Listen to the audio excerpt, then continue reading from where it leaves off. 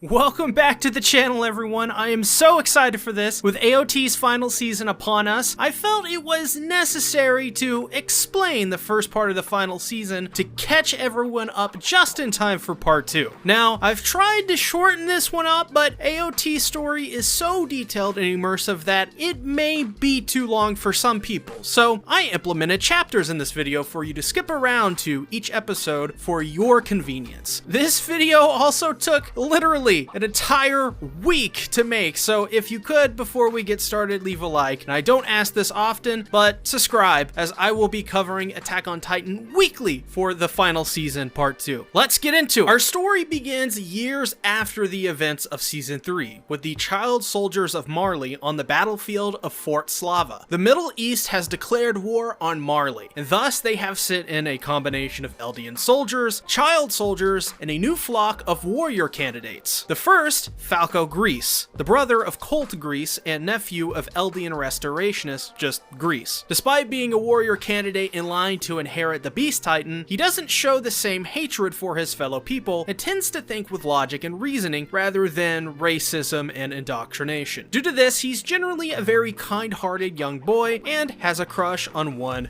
Gabi Braun. She, on the other hand, is in many ways the opposite of Falco, as Gabi, who is set to inherit the Armored Titan from Reiner Braun, is drinking the Kool-Aid of Marley's indoctrination and believes the only good Eldian is a dead one. Thus, gives into her hatred for her fellow man and woman while simultaneously trying to prove they're much more than that. Needless to say, Gabi is a very complex and morally gray character. And along with them is their friends Udo and Sofia. Their goal is to take Fort Slava, and to start, Gabi Braun takes out an armored train using anti-vehicle grenades crafted from multiple fragmentation grenades strapped together. Achieving her goal, this allows the Cart Titan, Peak Finger, and the Jaw Titan, Porco Galliard, to move forward with their attack on Fort Slava. During this, it's revealed Marley has started the use of Zeppelins, which fly over the fort with their ace in the hole, weaponized Titans. These Eldians are injected with Zeke Yeager's spinal fluid that he can turn into pure Titans by screaming, and dropped mid-air from the Zeppelins to destroy the fort and cause a distraction. This then allows Reiner's Armor Titan to break into Fort Slava to take care of the anti-Titan weaponry being used against them. This culminates in Zeke transforming into the Beast Titan and destroying the Middle East's Navy fleet. This puts an end to the 4-year war between the two sides, but brings up a new issue. Technology is developing at such a rapid pace that anti-Titan weaponry is becoming an issue. After the battle at Fort Slava, there is a meeting between Zeke and the other top brass in Marley's government and military to discuss their next moves. Zeke promises them that with his last year alive that he will retake the founding Titan, something they need to do now with the advent of anti-Titan weaponry proving a serious threat to their future. Though over the last 3 years, all ships sent to Paradise Island have yet to return, as they have been taken along with their soldiers by the Survey Corps. Even so, with Paradis controlling 2 of the 9 Titans, they are forced to act on this issue, so they go forward with Zeke's plan. While they continue to act out their plan, we focus back on the soldiers and warrior candidates headed back to their internment zones in Marley. Gabi is being praised for what she did by taking out the Armored Titan, and while that happens, Falco confides in Reiner that he doesn't want Gabi to become a Titan and be forced to fight terrible wars and be used as a weapon. Reiner, in turn, encourages Falco to try his hardest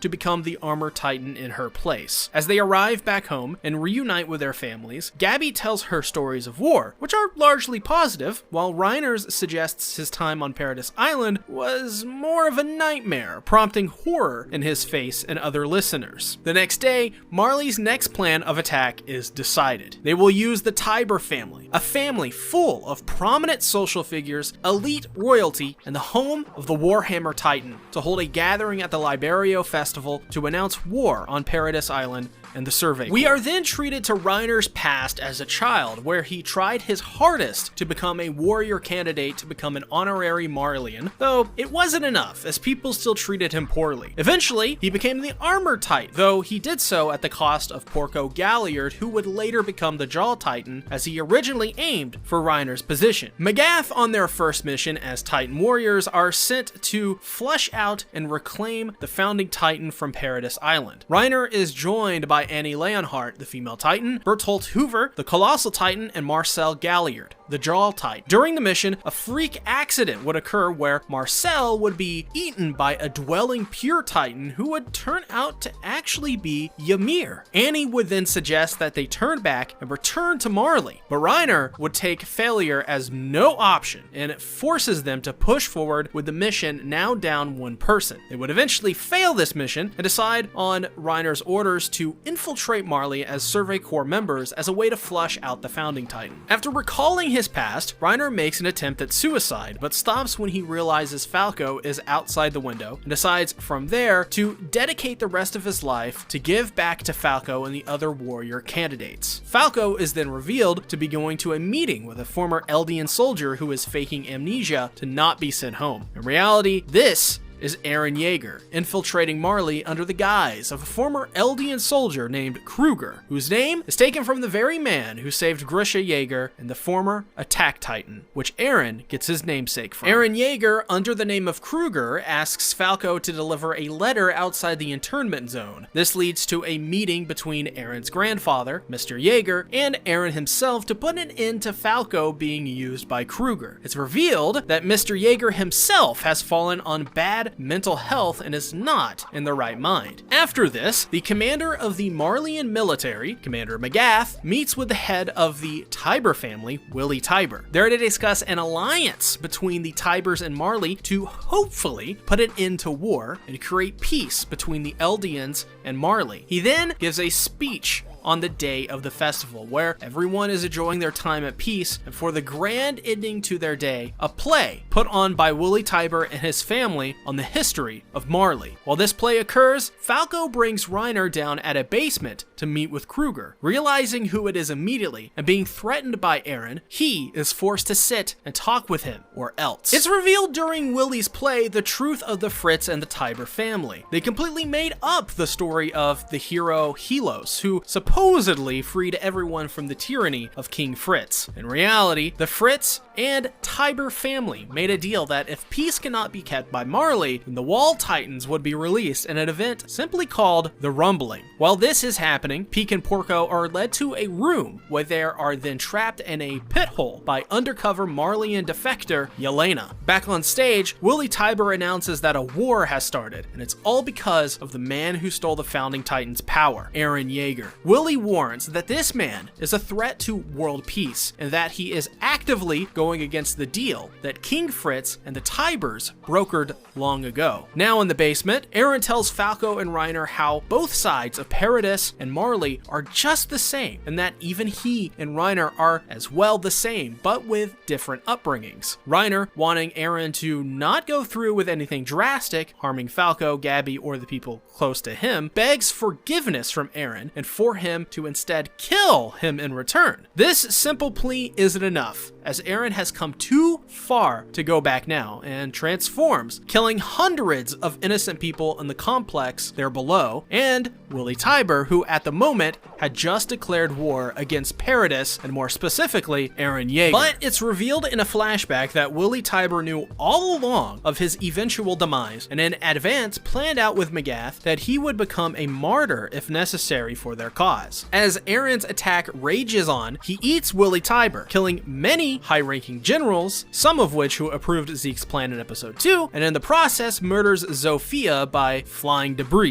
and then Udo, who is crushed to death by people running for their lives from the Founding Titan. Gabi and Falco, though, are able to recover Udo and then flee from the scene to a nearby hospital that is overflowing with the injured. There, they are forced to accept Udo's death, which sends Gabi into a rage and looking for vengeance, only to find more Eldian soldiers dying as they are picked off by the invading Survey Corps members, one of which being Sasha Browse. While Eren continues his attack, Lara Tybur reveals herself to be the Warhammer Titan and transforms, but is quickly attacked by Eren, only to get the upper hand on him again by using her powerful ability to create blunt objects and weapons using her hardening ability. During the battle, Pieck and Porco are rescued by Pieck's Cart Titan infantry, which signifies control being handed back over to Marley. Lara Tybur is able to expose Eren, and when going in for the final blow, Mikasa and the rest of the Survey Corps arrive to bail out Eren and even out the fight once more, signifying a major shift in favor of Paradis, using Thunder Spears and their 3DO gear, the sounds of which and the sight of sends horrors down the spines of the Titan shifters. Though it won't be as simple as point and shoot for the Survey Corps, as Lara's robust exterior proves a match to the Thunder Spears. Instead, it's Eren who figures out that Lara has simply burrowed herself into the ground, which he then exploits the weakness of, detaching herself from her Titan, which prompts Lara to harden into a crystal form, much like Annie did in Season 1. While this happens, Porco, as the Jaw Titan, tries to stop Eren, only to be stopped by the arriving Levi Ackerman, who severs Porco's jaw before he can bite into the nape. As the Survey Corps uses oppressive force to lay waste to Marley and stop Pieck from using her Cart Titan at full force, Lara uses her hardening to impale Eren Yeager and neutralize him. As this happens, Zeke's Beast Titan arrives and starts to attack the invading Paradis forces. Falco then reemerges as both Reiner and Falco survived the initial transformation due to some quick thinking by Reiner to create a pod-like structure to protect Falco, though Reiner seems to be in some sort of induced coma-like state, and Falco escapes, heading back to safety where he runs into Magath and Gabby. While the full-on assault wages against both sides, the rest of the Survey Corps arrive, in particular Armin, who transforms into the Colossal Titan, wiping out and killing most life within its nuclear-like transformation, and destroying Marley's navy, which was to converge on their point to provide support for Marley. Levi, in turn, uses this to his advantage to take down the Beast Titan in the commotion, which also leads to Sasha and John being able to take down the Cart Titan, though John hesitates when he sees Falco trying to defend a helpless Pieck. This leads to the successful rescue of Pieck, though she's badly injured. This culminates in Hange arriving in their getaway Zeppelin that has already picked up Armin. Porco attempts to attack the Zeppelin, but is cut down to size by Eren and Mikasa. Eren, then, as if he is a nutcracker, uses Porco to shatter Lara and swallow her, gaining the ability of the Warhammer Titan in the process. But it's the cries of Gabby and Falco which awaken Reiner to save Porco from a certain demise. Though Reiner is no match for Eren, as he is extremely weakened and not fully armored, and Eren as well is nearly out of strength, so he chooses to escape, leaving their fight unfinished. Levi as well ties up Eren for essentially going AWOL and brings him to the Zeppelin. Gabby, though, still in a rage, keeps pursuing the Zeppelin, but is stopped by Falco, who tries to talk some sense into her of what's going on. They're creating a cycle of revenge, and it won't stop until the senseless killing of people stops. Gabby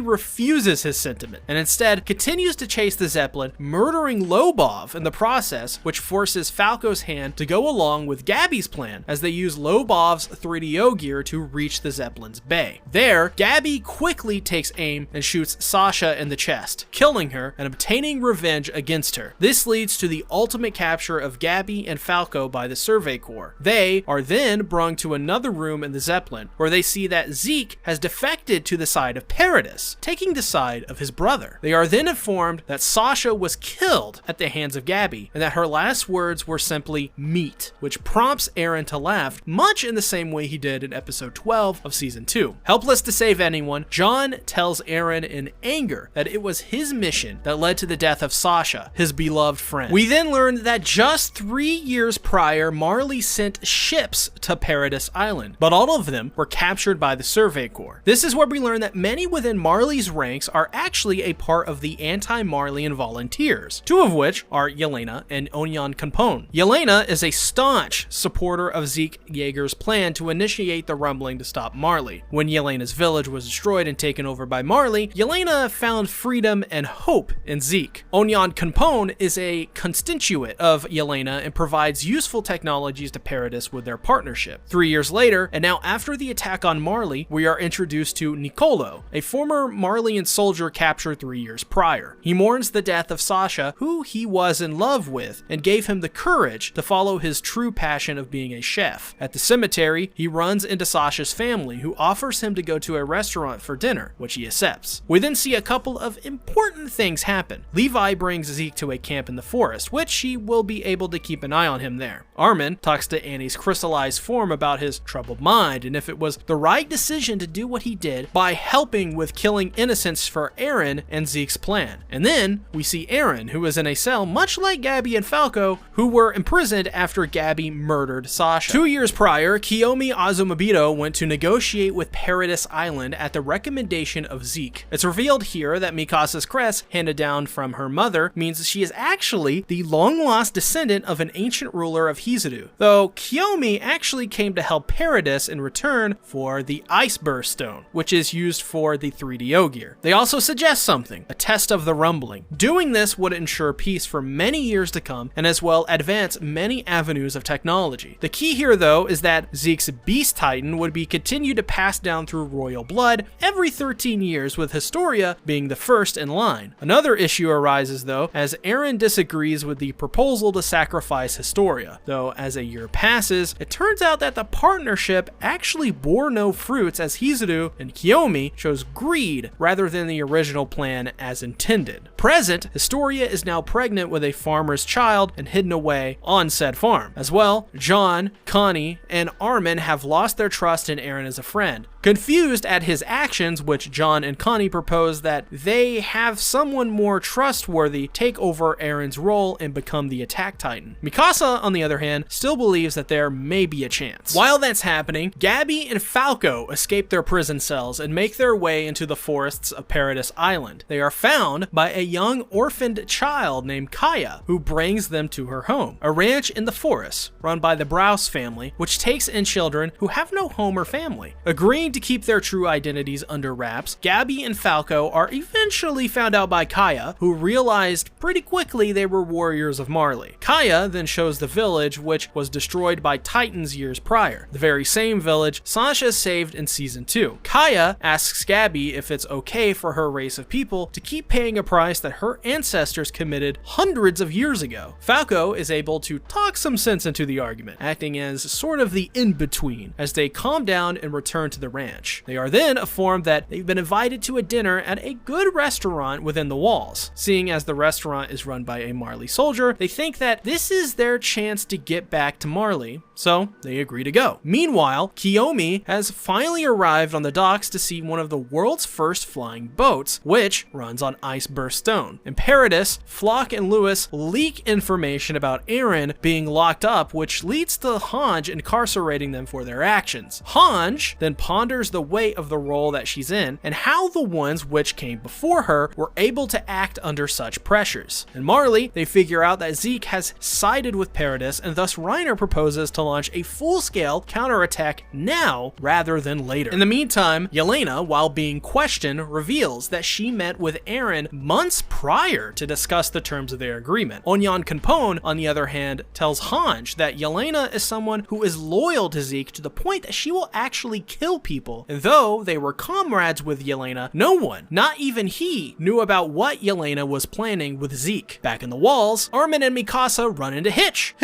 on their way to meet Zachary, as they plan to ask permission to meet with Eren. Zachary denies the request, and as they go to leave, Zachary is assassinated using explosives planted by the newly formed Jaegerists. This new group, dedicated to following Eren and making him the new leader of the military, break him out of prison. Though, at the news of this, Pixies feels he has no options but to give up and join them, as they do not know the identity of Jaegerist soldiers or followers, though they will use Zeke's location as a bargaining chip to do so. It's also suggested by Hange that the Marleyan soldiers could be planned, as Yelena and Zeke are suspected to have already planned everything out as a way to cover all bases before moving forward. Back in the forest, Zeke tells Levi that 4 years earlier, Marley created a weapon to allow Zeke's spinal fluid to be synthesized into into a gas-like substance. In any form, Zeke's spinal fluid is actually able to essentially paralyze people and put them in a state of limbo, to which he can then scream and turn those affected into pure titans. He did this exact same thing to those in Ragako Village as a way to keep his cover going with Marley. As the festivals of the dinner are now underway, Falco and Gabby meet with Nicolo, and upon connecting the dots that it was Gabby who killed Sasha. Nicolo takes the bottle of wine he had and inadvertently smashes it over Falco's head. He then knocks Gabby out and brings the two to the Browse family and gives them the opportunity to kill them for their actions. Though,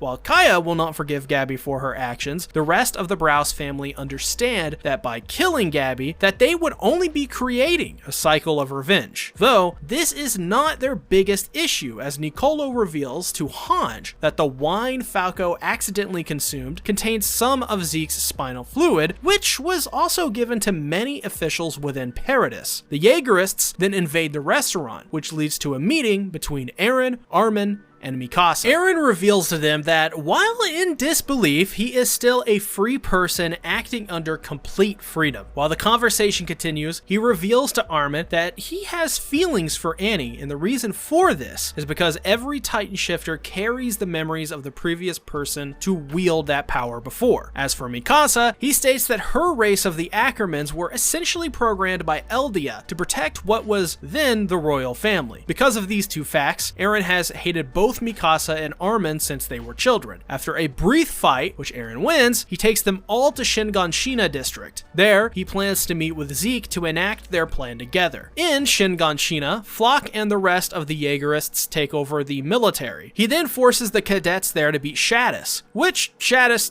then tells them to do as a kind of test for his now former cadets. What a badass. While this happens, in the forest, Levi is planning to have Zeke eaten when all of his comrades turn into pure titans by Zeke. Zeke then uses the pure titans to escape the forest, but Levi is in pursuit and eventually catches up to him. This leads to Zeke transforming, though is quickly taken down by Levi once again and captured. Quick work. Good job, Levi. Zeke then wakes up in a wagon with a thunder spear embedded in his body. As a way to torture and punish Zeke, Levi then starts to cut off Zeke's limbs as they grow back, which leads into a flashback to Zeke's childhood. One day, Zeke met Dr. Saver, who at the time was the current Beast Titan. With Grisha and Dinah already severely mistreating and using Zeke, he found solace with Saver because he came to trust Saver. Zeke told him about his restoration as parents, and at the behest of Saver, Zeke reported his parents, who were then taken to Paradis Island. Later on, he would reveal to Zeke that the founding Titan has a hidden ability that he was able to determine through his research. The founding Titan can manipulate all Eldians' bodies, and as well, the secret of how to get around the vow of renouncing war. They both then agree to enact their plan to euthanize all Eldians as a way to stop what is happening to them at the hands of Marley. Years later, he would meet with Eren in Liberio, and there, they would both agree to Zeke's euthanasia plan. Now waking up, Zeke intentionally activates the Thunder Spears, which causes the wagon and him to explode. Due to the explosion, Floch with Hange goes to investigate the sounds when they come across a pure titan who rips open its stomach to put Zeke inside. In Shinganshina, all of the soldiers who drink Zeke's wine are rounded up by Yelena, while the rest of the Survey Corps members are placed inside of a prison cell. Yelena then comes to tell them of Zeke's plan to euthanize the Eldian race, and then using the rumbling as a way to buy time to have Eren and Zeke meet. While this is happening, Eren confronts Gabby, who he tries to get her to join his side, but rather smoothly, Pieck comes into the picture and feigns convincing Gabby that the right choice is to defect to the Jaegerists. From there, they are led to the rooftop where Pieck and Porco enact their plan of trying to eat Eren by surprise. Sadly, it does not work, though it does not matter, as Marley have arrived, ready for a fight above and below, as they now know Eren's location. And that is the ending to Attack on Titan Final Season Part 1, and a full video on Attack on Titan Final Season Part 1